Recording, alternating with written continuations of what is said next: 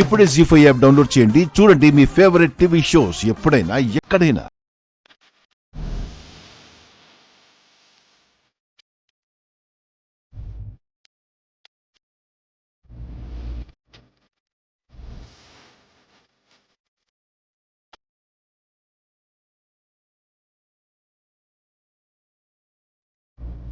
అదేంటి మీరు క్లీన్ చేస్తున్నారు?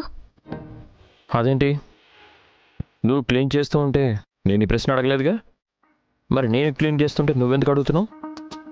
అంటే ఈ పని మీది కాదుగా.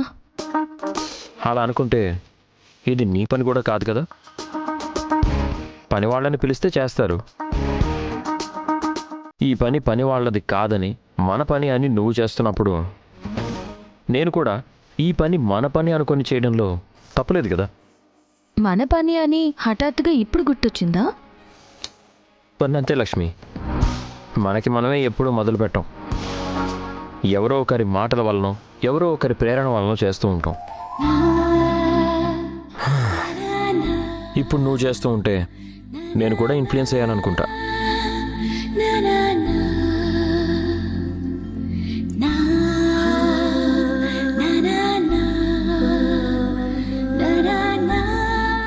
ఏంటి అలా చూస్తున్నారు? ఏం లేదు లక్ష్మి, ఒక్కోసారి నువ్వు చేసే పనులకి నేను చిరాకు పడతాను, కానీ ఒక్కోసారి నువ్వు చేసే పనులకి నేను చాలా షాక్ అయిపోతూ ఉంటాను. కొన్ని ప్రాబ్లమ్స్ని నువ్వు సాల్వ్ చేసే విధానం చూస్తుంటే నాకే షాకింగ్గా అనిపిస్తుంది. చాలా కష్టం అనుకున్న పనులు కూడా చాలా తెలివిగా చేస్తావు. ఇప్పుడు కూడా అంతే. ముగింపు ఎలా ఉంటుందో కూడా తెలియని ఒక సమస్యని చాలా ముచ్చటగా క్లియర్ చేసామనిపించింది. ఎప్పుడు చెప్పలేదు కానీ ఇప్పుడు చెప్పాలనిపిస్తుంది. Sometimes you are great Lakshmi.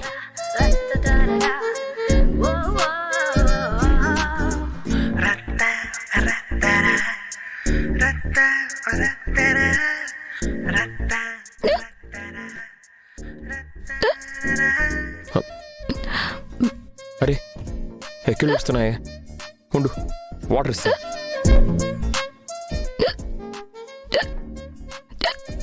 Ray water అయిపోయిందే, ఉండు మంచినీళ్ళు తీసుకొస్తాను. మిత్రగారు ఏమైంది మిత్రగారు? అయ్యో కాలికి ఏమైనా దెబ్బ తగిలిందా? కాస్త చూసుకోవాలి కదా మిత్రగారు. అసలు ప్రతిదీ చిన్నపిల్లలకి చెప్పినట్టు చెప్పాలా? అంత చూసుకోకుండా ఎలా గుర్తుకుంటారు? ఏది ఒకసారి చూడండివ్వండి.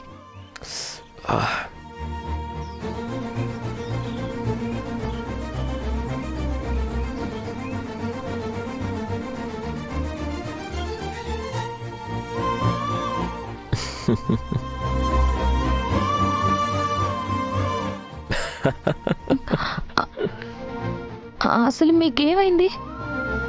ఉన్నట్టుండి ఎందుకు ఇలా చేస్తున్నారు? చూసావా ఎక్కిళ్ళు ఆగిపోయాయి. నీ ఎక్కిళ్ళు ఆపడం కోసమే ఈ చిన్న నాటకం ఆడాను.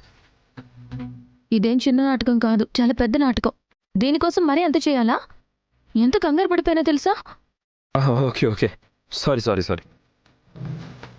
నిన్ను కంగారు పెట్టాలని కాదు, నీ ఎక్కిళ్ళు ఆపడం కోసం ఇలా చేశాను అంతే. ఎక్కిళ్ళు ఆపినందుకు చాలా థ్యాంక్స్. You are welcome.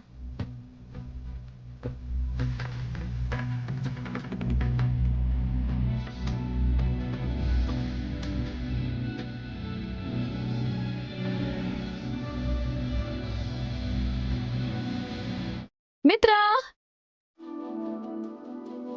ఏంటి మనీషా, ఏమైంది? Advance happy birthday. Thank you so much Manisha.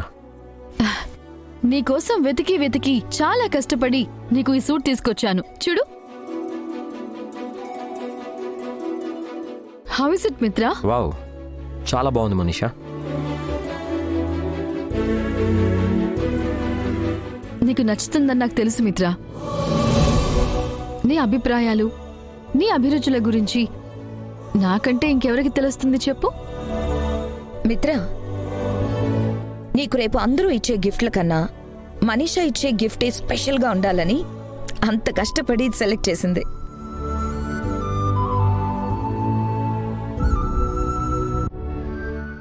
అందరూ మిత్ర కోసం ఏవో స్పెషల్ గిఫ్ట్స్ తెచ్చుంటారు.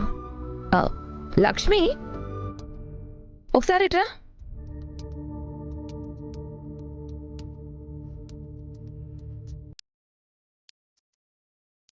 ఏంటి చిన్నత్తయ్య గారు? ఇంటికి మిత్ర కోసం నువ్వేం గిఫ్ట్ తీసుకున్నావు? ఖచ్చితంగా అద్దరిపోయే గిఫ్టే తీసుకొని ఉంటావులే.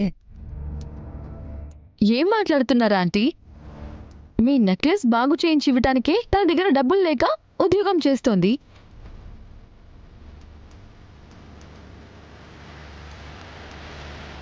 అలాంటిది కాస్ట్లీ గిఫ్ట్లు కొని మిత్రకి ఇవ్వగలదా? కరెక్ట్గా చెప్పావు మనీషా. నేను ఆ విషయమే మర్చిపోయాను. ఇంట్లో పనివాళ్ళు కూడా మిత్రకి ఏదో ఒకటి ఇస్తారుగా, అలాగే లక్ష్మి కూడా తన లెవెల్లో ఏదో ఒకటి ఇస్తుందిలే. పిన్ని ఇంకా ఆపుతారా?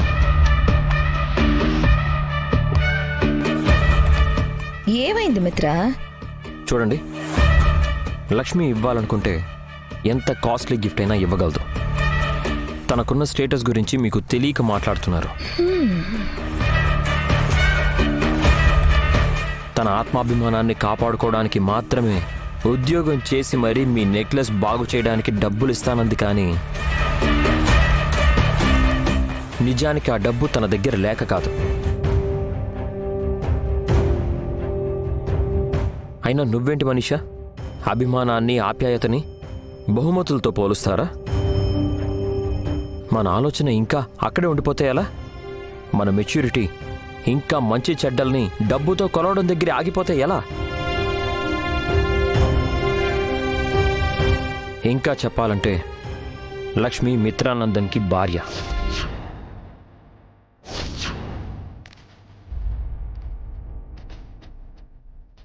నందన్ కుటుంబానికి కోడలు.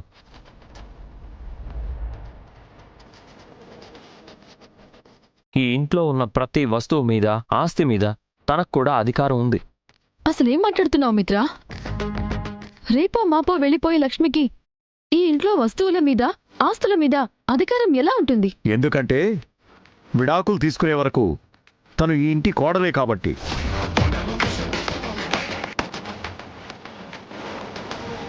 మనీషా, ఇప్పుడు టాపిక్ ఆస్తులు అంతస్తులు కాదు, మన ప్రవర్తన. మనం ఎదుటివారికి గొప్ప గొప్ప బహుమతులు ఇస్తున్నాం కదా అని మన చుట్టూ ఉన్నవాళ్లు కూడా ఇవ్వాలని లేదు.